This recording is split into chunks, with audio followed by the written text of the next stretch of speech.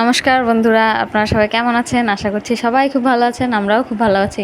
আজকে আপনাদের সঙ্গে শেয়ার করব ছোট মাছ দিয়ে গাঠি কচুর তরকারি। দেখুন কিভাবে রান্না করি। নমস্কার বন্ধুরা, আজকে রান্না করব ছোট মাছ দিয়ে গাঠি কচুর তরকারি। দেখুন নিয়ে নিয়েছি ছোট মাছ আর এই যে গাঠি কচু। এবার কীভাবে রান্না করি আপনারা দেখুন। এই গরমের দিনে এরকম ছোট মাছ দিয়ে গাঠি কচুর তরকারি খেয়ে দেখবেন, পাতলা ঝোল, দারুণ লাগবে খেতে। আর কিছু চাইবেই না মন থেকে যে অন্য কিছু খাই।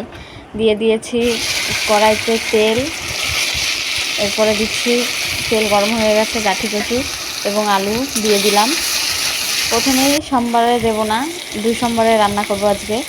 দিয়ে দিলাম হলুদ, একটু লবণ পরিমাণ মতো। আপনারা চাইলে কম বেশি দিতেই পারেন লবণের পরিমাণ। একটু ভালো করে কষবো। গাঠিটা সিদ্ধ করিনি, এমনি কাঁচাভাবেই রান্না করছি, তাতেই দেখবেন কি সুন্দর গলে গেছে। এরপর দিয়ে দিচ্ছি কটা চেরা কাঁচা লঙ্কা, একটু ভালো করে নাড়িয়ে চাড়িয়ে দিয়ে দিচ্ছি জল। একটু বেশি করেই দেবো জলটা, পাতলা ঝোল করব তো। একটু সময় নিয়ে রান্না করবেন, আস্তে কাঠের উনুনে রান্না করছি। এই যে এরকম পর্যায়ে এলে দিয়ে দেবো সোমবারে, তরকারিটা নামিয়ে নেব। তার আগে দিয়ে দিচ্ছি মাছগুলো সোমবারে দেওয়ার আগে দেওয়ার একটাই কারণ, তাহলে ভালো করে মাছগুলোতে মশলা ঢুকবে। মশলা বলতে তেল লবণটা ঢুকবে। এই যে দেখুন কি সুন্দর গলে গেছে। আমি কিন্তু সিদ্ধ করে নিইনি, আপনারা দেখেছেন কাঁচাই রান্না করছি। নামিয়ে নিচ্ছি। নামিয়ে নিয়ে কড়াই গরম হয়ে গেছে, একটু তেল দিয়ে দিচ্ছি।